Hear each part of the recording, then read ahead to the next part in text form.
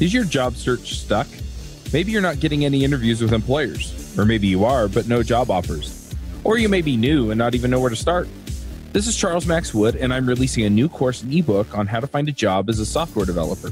The course walks you through the process of finding the types of companies you want to work for, getting their attention, and putting your best foot forward as the candidate they want. I've coached dozens of developers in looking for jobs and have been able to help several people find jobs within 2 weeks to 2 months. So whether you're new to development, can't find a great job that fits what you want, or are looking for remote work from an area without a strong tech community, I can help. Go to getacoderjob.com and sign up today. Hey everybody, and welcome to another episode of My JavaScript Story. This week we're talking to James Adams. James, do you want to say hi? Hey guys. I don't think they're going to respond, but... No, probably not. It's funny, you're the fourth person I've talked to today, 2 from my Angular story and 2 from my JavaScript story. I've only talked to one person in the US. Right, okay. Where has everyone else been? Bulgaria and... where was the other one? If I look at names, Denmark. Okay. And so Europe. Yep. And then I talked to somebody in Tennessee. And then I have another My Angular story this afternoon with somebody in Portland. So right. I'm down in Australia for those listening. Awesome. So completely different time zones. But it actually worked out really well. All the sessions were in the middle of the night, and then there was just one that worked out nicely at 8 a.m. Oh, nice. Yeah, I kind of open it up for different times for different shows. I'm working on a better system, but I haven't launched it yet because I haven't finished coding it. So okay. You're not using something off the shelf? No, I used Schedule once for a long time, but with all the calendars that I was managing through it, it started to get expensive. I had a couple issues with it. And ultimately, I kind of want just one tool to manage my entire podcast workflow. So that's what I'm working on. Yeah, fair enough. I think there's also Mixmax was another email plugin that had like a schedule thing built into it. But it's probably overkill because it does a whole bunch of other things. Yep. Anyway, you want to introduce yourself real quick and just tell us who you are and what you do? Yeah, sure. So I've been working in JavaScript for, I think a year and a half now, 2 years. Before that, I was at uni. Mm-hmm. I've worked at a few different companies and somehow just found JavaScript. I sort of landed. I was pretty lucky to. I started in a big company, and I guess I could have been put anywhere in the grad role, and ended up on a pretty well-run like web dev team. So straight away off the bat, I was really learning like Knockout.js, and then I eventually discovered React.js. Yeah, that's about it. I don't know.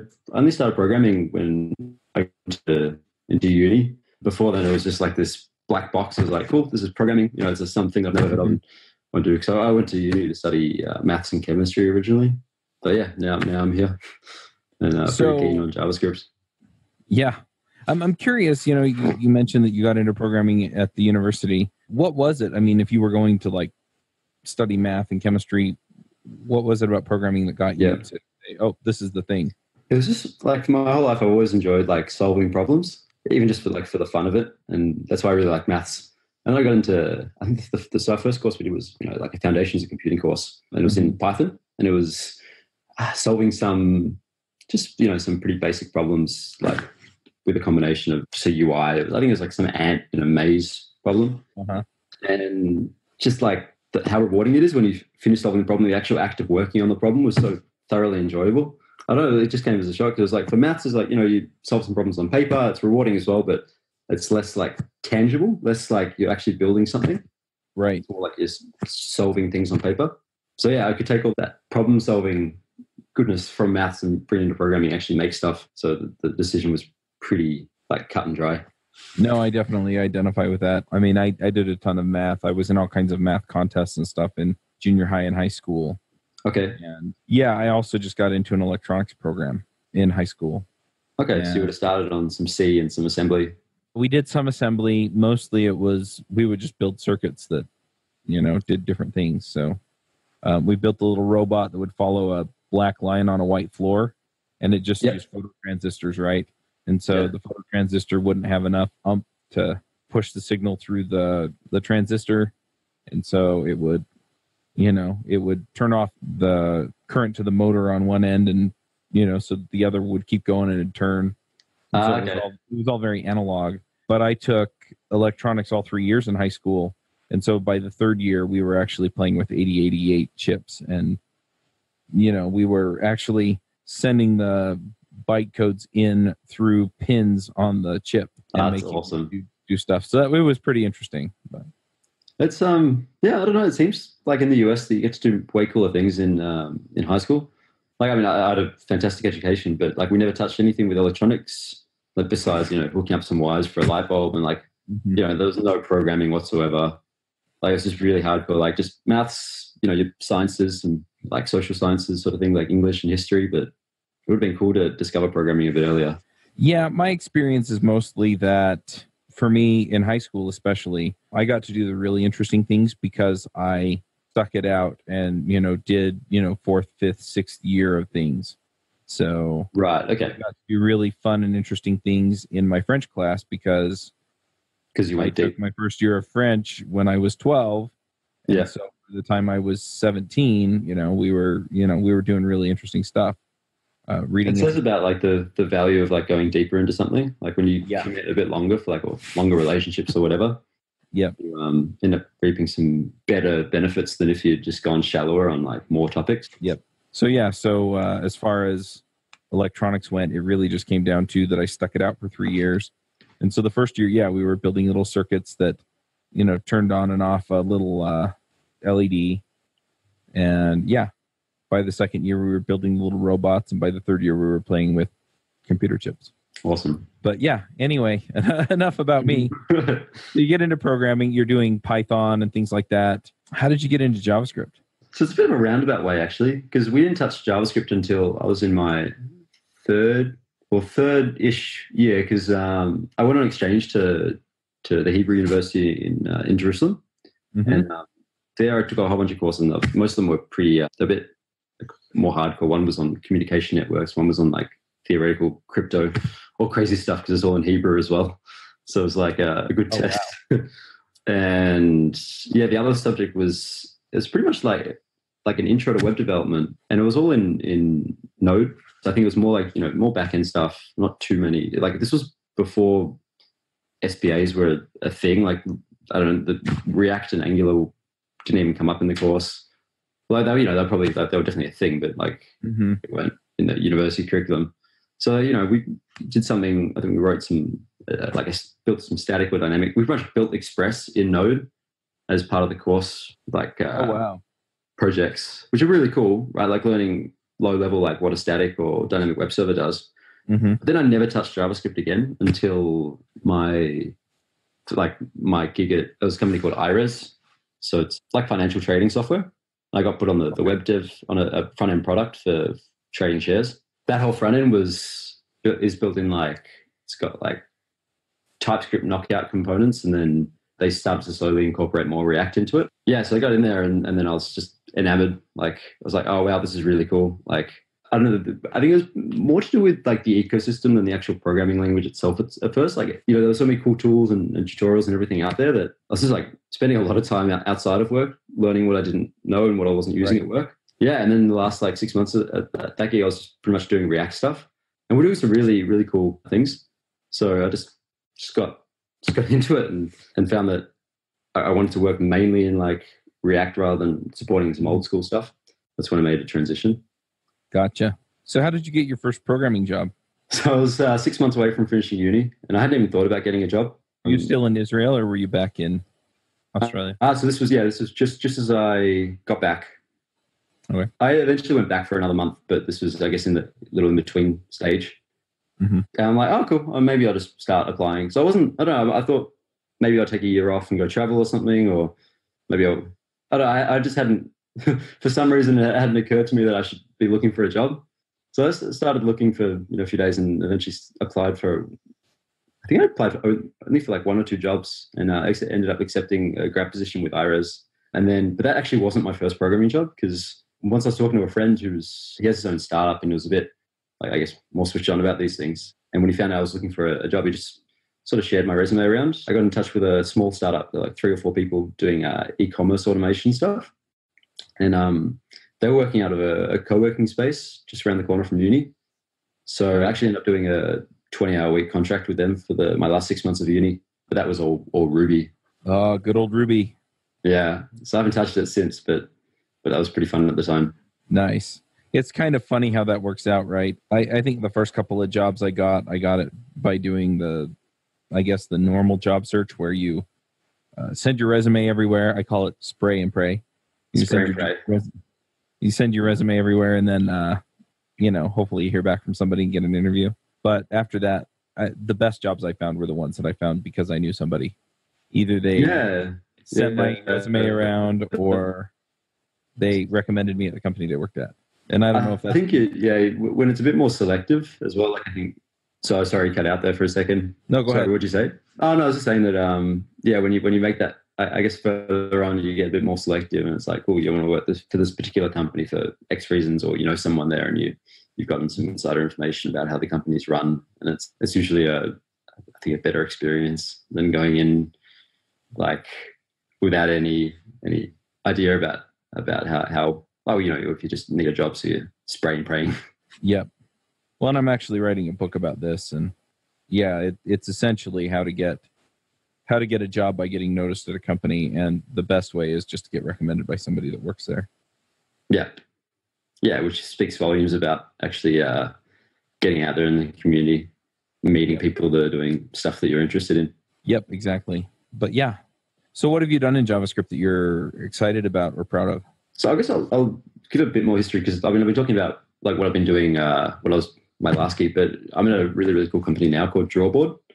So it's like real-time PDF collaboration software for the building construction industry. So it's almost like Google Drive for architects or for builders. So they get schematics and they annotate it, and it's live syncing across whoever's using the application. So there's some cool stuff that we're doing there. I guess recently I gave a talk at MJS, which is just like a monthly like JavaScript meetup in Melbourne. So because we're across a few different platforms, we've got an iOS application, we've got a UWP, Universal Windows app, and a web app, and that all links to a .NET backend. And about 6 months ago, we were having trouble keeping feature parity between the iOS and the web platforms. And now the iOS application was just mostly Swift, a little bit of Objective-C, but I had a bit of a crazy idea to put React Native into it and somehow see if I could integrate it into the existing architecture, and that worked.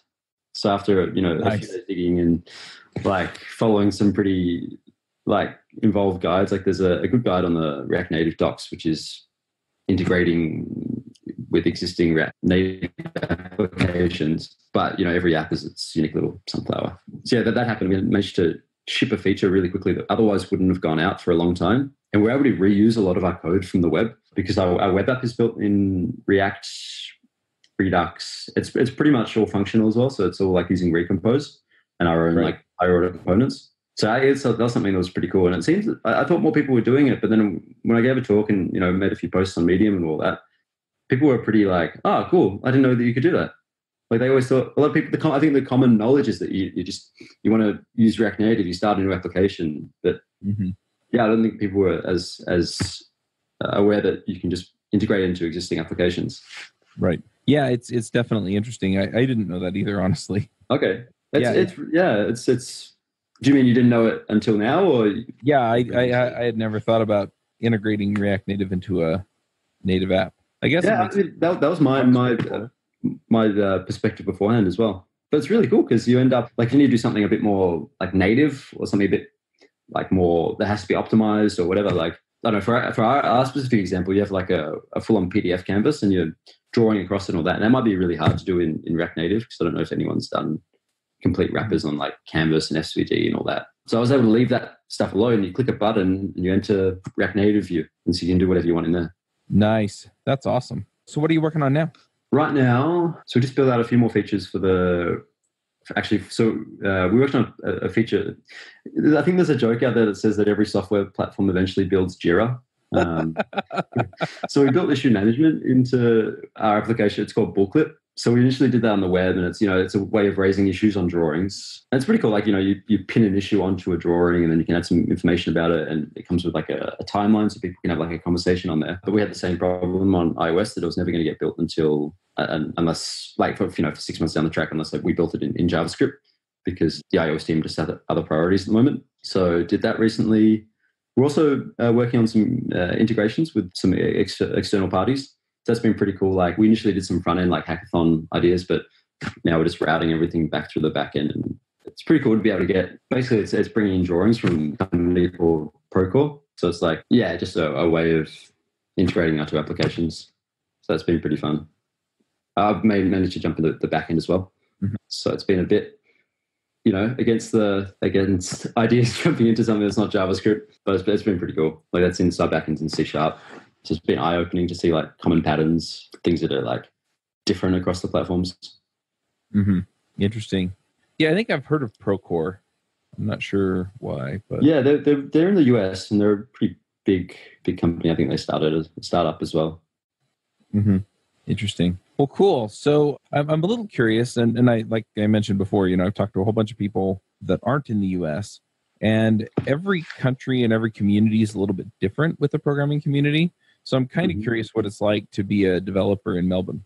Well, I don't know. I've never been a developer or anyone else, so I guess this is that's cool. I don't know. Like it. I think that Melbourne, for the size of the city that it is, still has a bit to go compared to what I hear about the US and particular communities there. Mm-hmm. But I mean, there's a pretty big startup community in Melbourne. There's lots of big companies as well. I don't know. There's for JavaScript at least. Like, there's definitely like there's MJS, which is every month, which is really cool. Right. And that's put on at Zendesk's office. And then you have also like a React Meetup, which is at Kogan's office. I don't know. Yeah, I mean, I don't know what the stats are about how many developers there are, but it seems like I mean, maybe I just run in similar circles, but I tend to meet lots of software engineers. Right. It sounds like you've got a pretty healthy community down there, which is nice. One thing that came out of talking to, for example, the developers in Bulgaria and Denmark, and those were both from my Angular story, but it's interesting to talk about is, so they live near major cities. And so they're like, yeah, I know a lot of people here, and they kind of describe the same thing that you're talking about and the same thing that I've experienced here. But you get very far outside of the cities and you tend not to have a strong developer community. I wonder what that's like whether I mean, if you want to be a part of the community, like if that's something that you find valuable or useful, or like, do you then end up spending a bit more time online and joining? Because, there's infinite online communities out there, so much happening on Twitter and all that. So do you to feel a part of what's happening in your industry, do you spend more time online? I don't know. Cities? I don't know, but I mean, even here in Utah, if you don't live on what we call the Wasatch Front, which is basically, there's the main highway corridor that runs from Provo to Ogden. Okay. It's kind of hard. I mean, there's a community further north in Logan. Yeah. But, off the main beaten path outside the, kind of the 4 or 5 major urban areas, there really isn't a tech scene to go off of. That's interesting because, like, in Australia, you really only have 5 or 6 main cities, and if you're going to be a software engineer, you're going to have to live in one of those unless you're 100% remote. Yep. So, pretty much the same here. Yeah. Okay. But I guess in the US, you've got lots of medium-sized cities, which we don't really have in Australia. You have like your big cities, and then you have your tiny little cities that are like there wouldn't be any tech companies in. Yeah, we're kind of in the same boat here. I mean, Salt Lake City is 2 million people. Okay. And then Provo's probably 500,000, 250,000 people. And so anyway, some of these other cities are getting and then smaller, large-ish for the area, but yeah, a lot of tech companies are moving here because they can find people who will do the work and stuff like that. And so we're kind of medium cities here. Do you have tech companies actually moving locations to get more devs?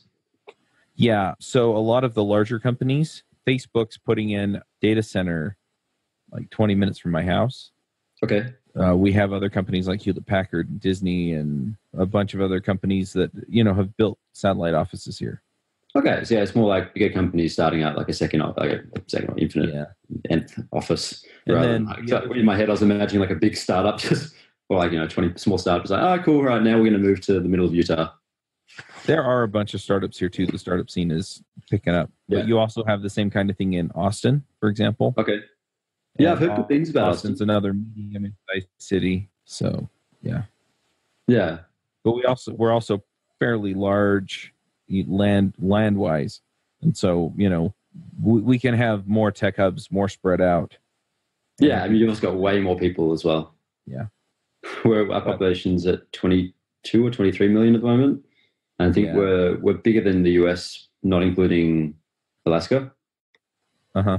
And you compare that to the population density in the US, it's we sheer percentage, how many devs there's going to be. Yeah. Yeah, it's interesting. But yeah, it's definitely interesting to see what the differences are. But it sounds like your experience is fairly similar to what we see here, right? If you're in a city that has a tech community, you're set. And if you're not, you're probably going to figure something out so you can do remote work. I always find it really interesting how people will spend years being a programmer, but they won't get involved in the community at all. It's just something they're not interested in. Like they're surprised when I tell them there's meetups out there. It's just like they're just not interested. Like either they've been and not found what they're looking for in these communities and just left. But like I found it like a really cool part of being in like an industry that people really give a shit about their jobs. Yep. That's definitely interesting. And it's funny too, in writing this book, I talked to a bunch of people and I'm like, after I get through don't you think it'd be easier to find a job if you had somebody recommend you for it? Yeah. Then it's, how do I meet these people? And I'm like, go to a meetup, and I get this blank look. Humans, they're funny creatures. All you have to do is you put out your hand, even if you mumble something, they're going to shake it, and then you start talking. Like, I don't know, like I think people also get really intimidated about meeting new people at meetups, but everyone's so nice that I don't know, like it's pretty easy. Well, it's interesting too because some of the people I talked to, they didn't live in a major city. I think the one that I'm thinking of in particular, they lived kind of over by Fort Lauderdale, Florida. Okay. And the main tech hubs, I think, down there are in Orlando. Orlando has a huge tech community. Yeah, or maybe Miami or something. Miami.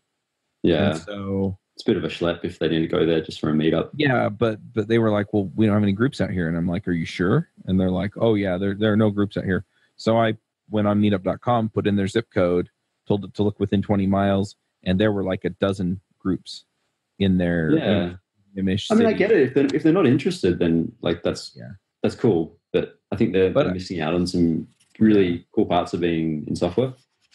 Well, and a lot of people, they think, oh, well, I'm not in the main hub, so there isn't a group here. And it turns out there is. Yeah. Yeah, so they want to look at look. Yeah, agreed. Yeah. One thing that's really cool is that you'll have communities for, like in a big enough city, for really niche things. Mm-hmm. Like I'm sure like you'd look for like languages that aren't even used like that much, but have a bit of a cult following, like you'd find meetups for, or like the concept like functional programming or anything like that. Well, and there are online groups too, right? I mean, there's a functional programming group here in Salt Lake, but you go join the forum or the mailing list or whatever and get involved, and that's a great way to go. And if there's any kind of demand for it across the U.S., usually they're more willing to hire remote. Yeah, that makes sense. Yeah, I never really got into functional programming until I started at Drawboard, and now that's pretty much all I can speak about. Like, that it's become kind of a thing in the React community. So. Yeah, it's so like before when I was writing, I actually gave a talk about this at the Melbourne React Meetup, and I don't know, like when I first started writing React, it was just the typical way, classes everywhere, and like that's how you're writing, and you can't reuse anything, and then start using Recompose, and it's like code sharing everywhere. You don't ever use the class or the new keywords. Yeah. And I get this really, really awesome integration from our web into our iOS application. So it's like you just steal all the non-view logic that becomes, like you just enhance your view logic components inside your React Native code. And there's people that there's some crazy things happening like React Native Web and React Native primitives. So that you can write like one thing that represents either a div in the web or a view in React Native. Yeah, it's I don't know. It's like lots of light bulb moments when I worked out how much you can actually share. Yeah, well, and that's one thing that's super nice too. Is it's like, hey, it's just logic. So unless the concern is different, the logic is going to be the same. And when every logic is divided into such small chunks, it's like, just compose these functions together, and you end up with an application. Yep, true. Yeah, like we stole our entire data layer. I'm sorry. No, go ahead. No. Yeah, I was saying we sold like our entire data layer, like all our Redux integrations, and it's like, and then all you had to do was compose some view logic, and you're done. Yep. Yeah, that's kind of the idea, right? Is anything that's shared, you just put in some functional component or functional piece, and you hook it up. And all right. Well, let's jump in and do some picks. Do you have some things you want to shout out about? Do you run your own freelance business? Or maybe you're thinking about picking up some business on the side? Well, then you need FreshBooks. FreshBooks is the quickest and easiest way to get invoices out to your clients. It's easy to use. It works anywhere, available from any device on the desktop, iPhone, iPad, Android, and all of your data is backed up and secure. And it makes it really easy to get organized and get paid. You'll be tracking time, logging expenses, and invoicing your clients in no time. You can also save time billing, freeing up several days per month to focus on the work that you love, and you get paid faster. FreshBooks customers are paid on average 5 days faster because there's a link on the invoice that says pay me now. And it's a great way to grow your business. Plus, FreshBooks is offering a 30-day trial. That's right, 30-day trial if you try them out. So go to gofreshbooks.com/devchat and enter devchat in the How Did You Hear About Us section. Once again, for a 30-day trial, go to gofreshbooks.com/devchat and enter devchat in the How Did You Hear About Us section. Yeah, so before this talk, me and Charles were talking about tweet mashup. So I saw some stuff about with people mashing up with like Dan Abramov and stuff. So we got some pretty funny tweets out. So shout out to tweet mashup. Yep. What's your Twitter handle? Maybe I should do a mashup on yours. Yeah, I'm at James Adam 0. See what we get. Something with politics and React, maybe. Oh, sweet. Okay, what do we get? The entire tweet is the future advertising. That's it. Are you the advertising or am I the advertising? I don't know. Anyway, I just tweeted it. So if you're wondering, yeah. If you're wondering when we recorded this, you can go back through my timeline, I guess. That's so good. That's awesome. Anything else you want to shout out about? I think that's it. Yeah, I don't know. What about yourself? So I'm going to do a pick or two. Let's see. I do so many of these and then I run out of things to pick. And I don't do any and now I'm on the spot. Yeah. So one thing, and I'm going to hold this up to the camera so that James can see it. And we're only releasing the audio. It's glorious. Yeah, it's beautiful, isn't it? And if I didn't tell you what it was, you'd be like, what is that? So it's a pressure switch for my furnace. Because between podcasts today, I've been fixing my furnace. And so one thing I'm just going to pick is Google. Because in general, I'm not in love with Google generally. But man, if you've got to find an appliance part that you need today, because it's gotten cold today, it's going to be cold for a few more days. I think the high today is supposed to be like 56 degrees. I can't remember what that is in Celsius. What, like 15 degrees maybe? And 56 tomorrow, 52 on Wednesday, 50 on Thursday. It's not comfortable. Let's just put it that way.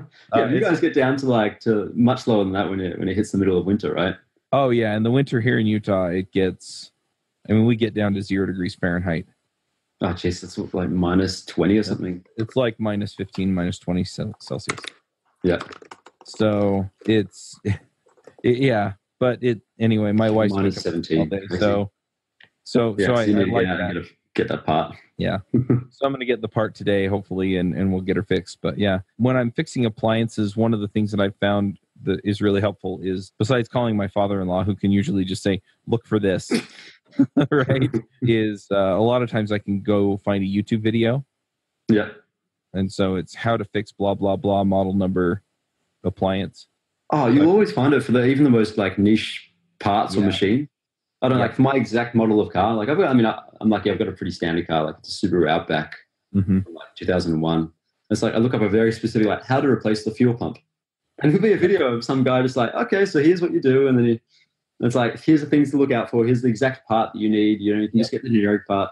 Like, So that's exactly what I wind up doing on my cars. And I know enough to be dangerous. So if I have a little bit of guidance, I can usually get it fixed fine. Yeah. I like that expression. And the other thing is just doing a quick look up on Google for like blah, blah, blah appliance parts. And usually find a place that has it. So anyway, I'm hoping that I can get one. It's not too far away. Yeah. I did want to actually give a shout out before because it just occurred to me now. I should probably give a shout out to, I guess all the mentors that I've had. Like I've been really lucky, like in the last 2 years. I mean, I've worked my ass off, but I don't think I would have been as encouraged or anything if I hadn't worked with some really, really smart people that were actually able to give me the time gentle pushes and nudges in the right direction to guide to make sure I'm investing my time in the right things or that it's worth working on these harder things. Like I don't think I'd be where I am today without those pushes in the right direction. Right. So anyone you want to name in particular? Or? I was pretty lucky to work with a guy called Lucas who works on, I think he's at As on Twitter. He works on Prettier a fair bit.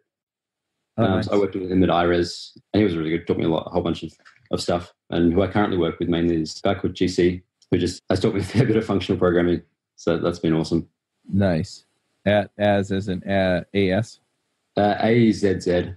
I love talking to people from Australia. ZZ. Yeah, I'm sure I'd be happy to jump on My JavaScript Story as well. So maybe get him on. Yeah, let's do it. Yeah.